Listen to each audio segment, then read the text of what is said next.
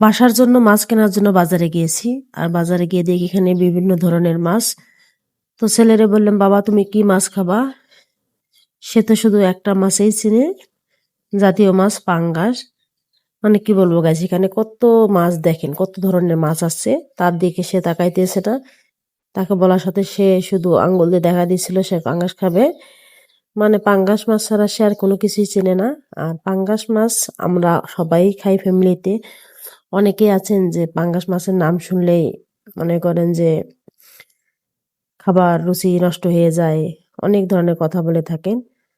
তো পাঙ্গাস মাছ আমরা সবাই খাই, কিন্তু আজকে আমরা পাঙ্গাস মাছ নিয়ে আমরা নিয়েছিলাম তেলাপিয়া মাছ, এখানে যে কাটার জন্য দিয়েছি আর মামা এত সুন্দর করে কেটে দিয়েছে। আর পাঙ্গাস মাছ আজকে নিয়ে নি, কারণ সবসময় পাঙ্গাস খাই, আজকে তাই তেলাপিয়া মাছ নিলাম। কারণ পাঙ্গাস মাছে যেহেতু কাটা নাই, ছেলে মেয়েরা সবাই খুব সুন্দরভাবে খেতে পারে।